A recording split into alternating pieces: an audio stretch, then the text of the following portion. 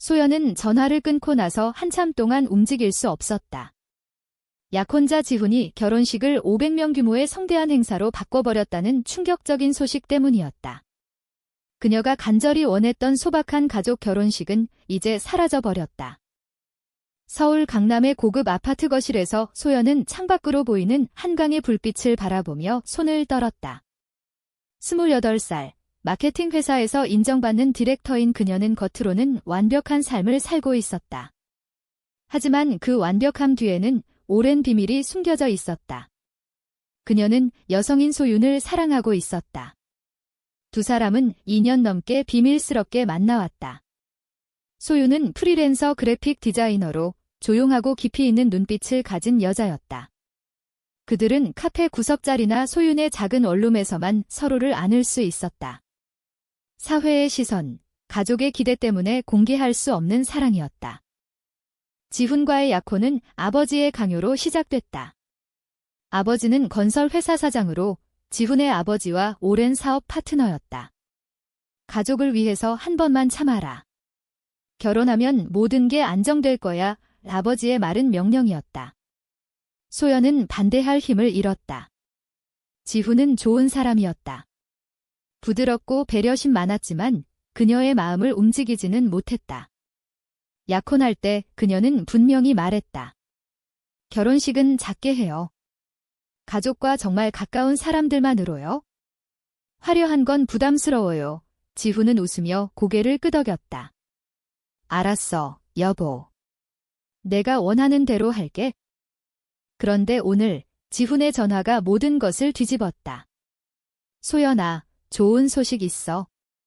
결혼식 장소를 롯데호텔 그랜드볼룸으로 바꿨어. 하객 500명 정도 될 거야. 우리 집안 명예도 있고 아버지 친구분들도 많이 오시니까 성대하게 해야지. 그의 목소리는 들뜬 듯했다. 소연은 순간 숨이 막혔다. 지훈 씨, 그건 우리가 합의한 게 아니에요. 저는 정말 작은 결혼식을 원했어요. 그녀의 목소리가 떨렸다. 지훈은 가볍게 웃었다. 처음엔 그렇게 생각했는데 생각해보니 우리 결혼은 단순한 개인 행사가 아니야. 사회적 의미가 크다고. 걱정 마. 내가 다 준비할게. 전화가 끊긴 후 소연은 소파에 주저앉았다. 그녀는 바로 소윤에게 메시지를 보냈다. 지금 만날 수 있어? 큰일 났어. 1시간 후 홍대 근처 작은 카페에서 두 사람은 마주 앉았다. 소윤은 평소처럼 따뜻한 미소를 지었지만 소연의 창백한 얼굴을 보자 표정이 굳었다. 무슨 일이야? 소연은 떨리는 손으로 커피잔을 쥐었다. 지훈이가 결혼식을 크게 바꿔버렸어. 500명 호텔 볼룸에서.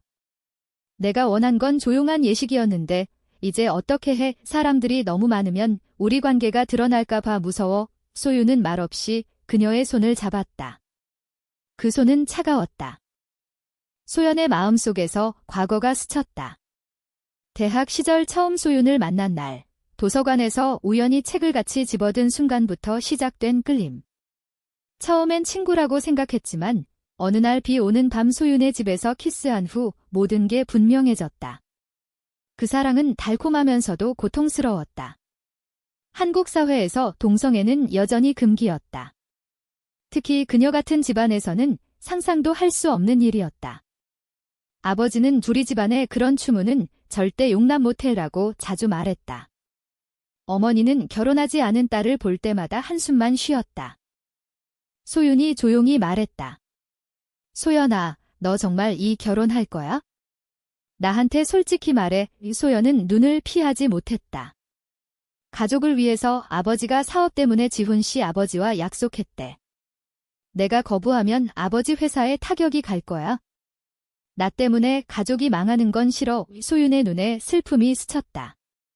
그럼 나는 내 가족이 아니라는 거지. 그 말은 칼처럼 소연의 가슴을 찔렀다. 그날 밤 두 사람은 오랜만에 깊이 포옹했지만 소연의 마음은 이미 무거운 짐을 지고 있었다. 다음 날 어머니로부터 전화가 왔다. 소연아, 지훈 씨가 결혼식을 크게 한다고 하네. 잘 생각했어. 우리 집안 체면도 세우고 좋지의 소연은 대답하지 못했다. 그녀의 선택은 이미 시작된 듯 했다. 그러나 그 선택이 어떤 대가를 치를지 아직 아무도 몰랐다. 결혼 준비가 본격적으로 시작되면서 소연의 일상은 혼란으로 물들었다. 회사에서는 동료들이 축하 인사를 건네왔고 지훈은 매일 새로운 계획을 공유했다. 웨딩드레스는 디자이너에게 맞춤으로 할 거야. 꽃장식은 파리에서 공수할게. 그의 열정은 소연을 더욱 압박했다. 그녀는 원래 단순한 흰 드레스에 작은 부케만 들고 싶었다. 그런데 이제 모든 것이 과시처럼 느껴졌다. 주말, 소연은 소윤의 원룸으로 갔다. 소윤은 테이블에 스케치북을 펼쳐놓고 있었다. 너 결혼식 초대장 디자인 해보려고. 소연은 미소 지으려 했지만 입술이 떨렸다. 고마워하지만 이제 그럴 필요 없을지도 몰라. 두 사람은 소파에 앉아 이야기를 나눴다. 소윤이 먼저 입을 열었다. 너 정말 지훈 씨랑 결혼할 생각이야? 나랑은 어떻게 되는 거야? 소연은 고개를 숙였다. 나도 모르겠어. 가족을 배신할 용기가 없어.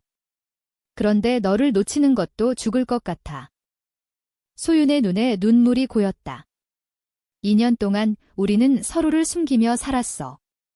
이제 내가 다른 사람과 결혼하면 나는 뭐가 돼? 그림자, 소연은 그녀를 끌어안았다. 미안해, 정말 미안해. 조금만 기다려줘. 결혼 후에도 우리는 말은 이어지지 않았다. 둘 다 알았다. 결혼 후에는 더 이상 비밀을 유지하기 어렵다는 것을. 한편 지훈의 가족은 점점 적극적으로 나섰다. 지훈의 어머니는 소연을 불러 점심을 함께 했다. 우리 지훈이가 너를 정말 좋아해. 결혼식은 우리 집안의 큰 행사야. 언론에도 조금 노출될 거고. 소연은 웃으며 대답했지만 속으로는 비명을 지르고 있었다. 그날 저녁 아버지가 집으로 불렀다. 너 결혼식 크게 하는 거 잘했다. 사업 파트너들도 많이 올 거야. 내가 잘해주면 회사도 좋아질 거다. 아버지의 말은 칭찬이었지만 소연에게는 족쇄였다. 소연은 밤마다 잠을 이루지 못했다. 거울 속 자신의 모습이 낯설었다. 나는 누구를 위해 사는 걸까? 그녀는 소윤에게 보낸 메시지를 지우고 다시 썼다 지우기를 반복했다. 소윤도 힘들어했다. 그녀는 소연에게 너를 잃는 게 두려워라고 솔직히 말했다. 두 사람 사이에 처음으로 균열이 생겼다. 소윤은 만약 내가 정말 결혼한다면 나도 내 삶을 찾아야 할 것 같아 라고 했다. 그 말은 소연을 공포로 몰아넣었다. 결혼식 날짜가 다가오면서 준비 회의가 잦아졌다. 지훈은 소연의 의견을 거의 듣지 않았다. 내가 피곤할까 봐 내가 다 했어. 그의 배려는 소연에게 부담이었다. 소연은 점점 더 고립되는 기분이었다. 회사 동료 한 명이 너 요즘 왜 이렇게 피곤해 보이냐고 물었을 때 그녀는 그냥 웃으며 넘겼다. 하지만 속으로는 울고 있었다. 어느 날 소윤과 한강공원에서 만났다. 가을 바람이 차가웠다. 소윤이 말했다. 소연아, 너 선택해야 해. 가족이냐, 나냐? 소연은 대답하지 못했다. 그날 밤, 그녀는 처음으로 지훈에게 전화해 결혼식을 다시 잡게 해달라고 부탁했다. 지훈의 대답은 단호했다. 이미 초대장 보냈어. 이제 돌이킬 수 없어. 이소연은 전화를 끊고 눈물을 흘렸다. 선택의 문이 점점 좁아지고 있었다. 결혼식 2주 전, 시련은 더 커졌다. 지훈의 가족이 주최한 리허설 파티에서 소연은 수많은 사람들 앞에 서야 했다. 파티장은 화려했다. 샴페인 타워와 라이브 음악, 유명 인사들. 소연은 미소 지으며 인사했지만 마음은 얼어붙었다. 지훈의 친구들이 부럽다. 지훈이라고 할 때마다 그녀는 속으로 외쳤다. 이건 내 결혼식이 아니야? 그 파티에서 소연은 뜻밖의 인물을 만났다. 소윤의 대학 선배였다. 그 선배는 소연을 알아보고 반가워했다. 소윤이 친구지.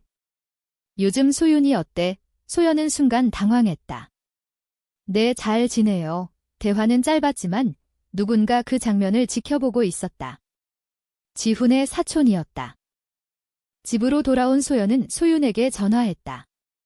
오늘 내 선배 만났어. 위험했어. 소윤의 목소리가 낮아졌다. 이제 그만하자. 너 계속 이렇게 숨기면서 살 수 없어. 이소연은 울었다. 나도 알고 있어? 그런데 어떻게 포기해? 두 사람의 대화는 점점 날카로워졌다.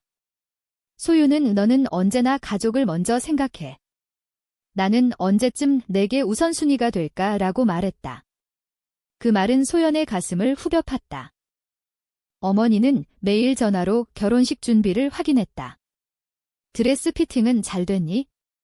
손님들 선물은 준비됐고 소연은 기계적으로 대답했다. 아버지는 사업 이야기만 했다. 지훈이 아버지와 이번 프로젝트 잘 되면 너도 혜택 볼 거야. 그 모든 기대가 소연을 짓눌렀다. 소연은 혼자 산책하다가 과거를 떠올렸다. 소윤과 처음으로 여행 간 제주도, 바다를 보며 언젠가 우리도 자유롭게 살 수 있을까라고 속으로 중얼거리던 날에 지금 그 자유는 멀어지고 있었다. 그녀는 지훈에게 다시 한번 부탁했다. 제발 하객을 줄여줄 수 없어요. 지훈은 처음으로 화를 냈다. 소연아, 너 왜 자꾸 이러는 거야? 우리 결혼인데 왜 그렇게 소극적이야? 그 말에 소연은 더 이상 아무 말도 하지 못했다. 소윤과의 만남도 줄었다. 소윤은 너 결혼 준비하느라 바쁠 테니 나도 일에 집중할게 라고 했다. 하지만 그 이별 같은 말은 소연을 더 아프게 했다. 어느 밤, 소연은 소윤의 집 앞까지 갔다가 돌아왔다. 그녀는 선택의 기로에 서 있었다. 가족의 기대를 저버리면 모든 것이 무너질 터였다. 그러나 소윤을 놓치면 자신도 무너질 터였다. 리허설 다음 날, 지훈의 어머니가 소연에게 비밀스럽게 말했다. 너 혹시 다른 사람 만나고 있는 거 아니니? 요즘 표정이 이상해. 유소연은 식은땀을 흘렸다. 아니에요, 어머님. 그냥 피곤해서요. 그 순간 그녀는 깨달았다. 비밀이 곧 드러날지도 모른다는 것을. 결혼식 전날 밤, 모든 것이 폭발했다. 호텔 스위트룸에서 지훈과 마지막 미팅을 하던 소연은 지훈의 전화기를 우연히 보았다. 화면에 소윤의 이름이 떠 있었다.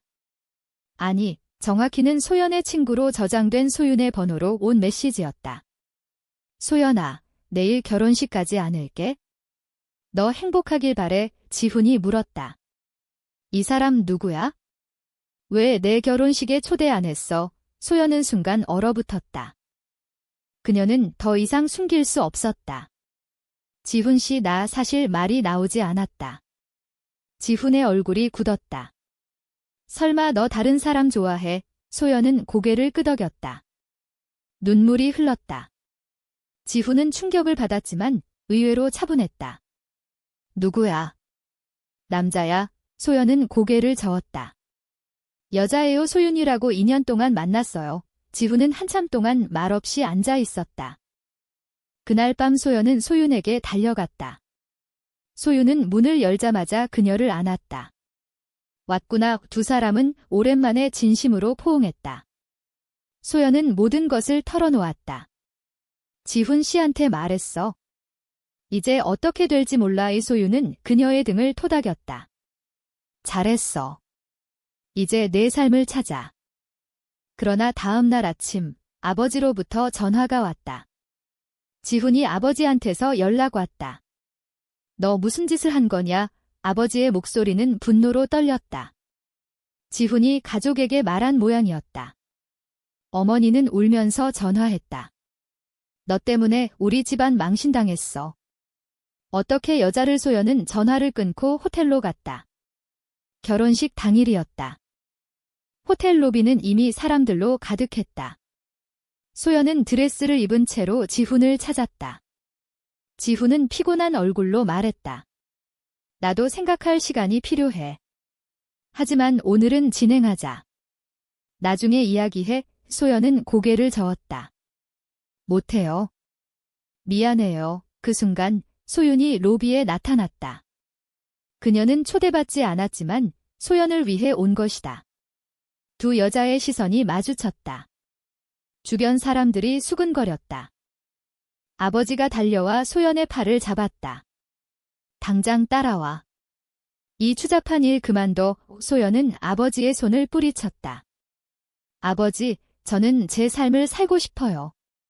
가족을 사랑하지만 저 자신도 사랑해요. 그 말은 오랜 세월 쌓인 울분이었다. 소윤이 다가와 소연의 손을 잡았다. 함께 가자.